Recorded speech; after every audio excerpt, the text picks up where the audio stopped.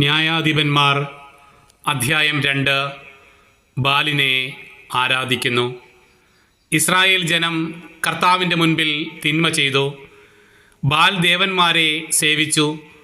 തങ്ങളുടെ പിതാക്കന്മാരെ ഈജിപ്തിൽ നിന്ന് കൊണ്ടുവന്ന ദൈവമായ കർത്താവിനെ അവർ ഉപേക്ഷിച്ചു.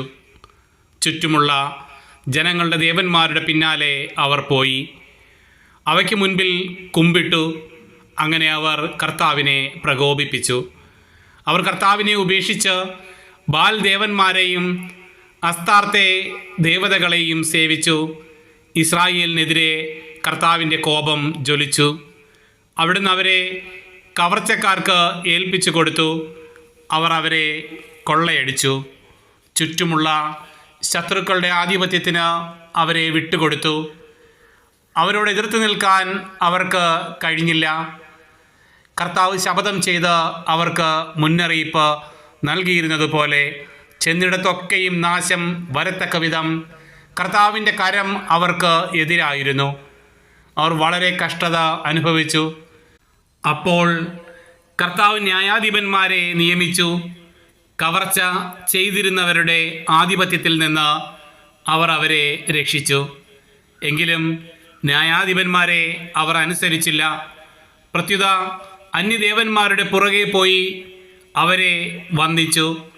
കർത്താവിൻ്റെ കൽപ്പനകൾ അനുസരിച്ച് ജീവിച്ച പിതാക്കന്മാരുടെ മാർഗത്തിൽ നിന്ന് അവർ വേഗം വ്യതിചലിച്ചു. അവർ അവരെ അനുകരിച്ചില്ല. ന്യായാധിപന്മാരെ നിയമിച്ചപ്പോഴൊക്കെ കർത്താവ് അവർ ഓരോരുത്തരോടും കൂടെ ഉണ്ടായിരുന്നു. അവരുടെ കാലത്ത് കർത്താവ് ശത്രുക്കളുടെ കയ്യിൽ നിന്ന് ജനത്തെ രക്ഷിച്ചിരുന്നു. കാരണം തങ്ങളെ പീഡിപ്പിക്കുകയും മർദ്ദിക്കുകയും ചെയ്യുന്നവർ നിമിത്തമുള്ള അവരുടെ രോദനം കേട്ട് കർത്താവിന് അവരിൽ അനുകമ്പ ജനിച്ചിരുന്നു. എന്നാൽ ന്യായാധിപൻ മരിക്കുമ്പോൾ അവർ വഴിതെറ്റി തങ്ങളുടെ പിതാക്കന്മാരെക്കാൾ വഷളായി ജീവിക്കും. മറ്റു ദേവന്മാരെ സേവിച്ചും നമസ്കരിച്ചും അവരുടെ പിന്നാലെ പോകും. തങ്ങളുടെ ആചാരങ്ങളും മർക്കടമുഷ്ടിയും അവർ ഉപേക്ഷിച്ചില്ല. കർത്താവിൻ്റെ കോപം ഇസ്രായേലിനെതിരെ ജ്വലിച്ചു. അവിടുന്ന് പറഞ്ഞു, ഈ ജനം അവരുടെ പിതാക്കന്മാരോട് ഞാൻ ചെയ്ത ഉടമ്പടി ലംഘിച്ചിരിക്കുന്നു. എൻ്റെ വാക്കുകൾ അവർ അനുസരിച്ചില്ല. അതിനാൽ ജോഷുവ മരിക്കുമ്പോൾ അവശേഷിച്ചിരുന്ന ജനതകളെ അവരുടെ മുൻപിൽ നിന്ന് ഞാൻ നീക്കിക്കളയുകയില്ല.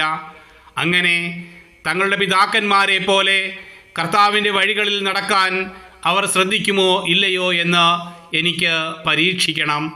അതുകൊണ്ട് കർത്താവ് ആ ജനതകളെ ഉടനെ നീക്കിക്കളയുകയോ ജോഷുവയുടെ കൈകളിൽ ഏൽപ്പിച്ചു കൊടുക്കുകയോ ചെയ്തില്ല.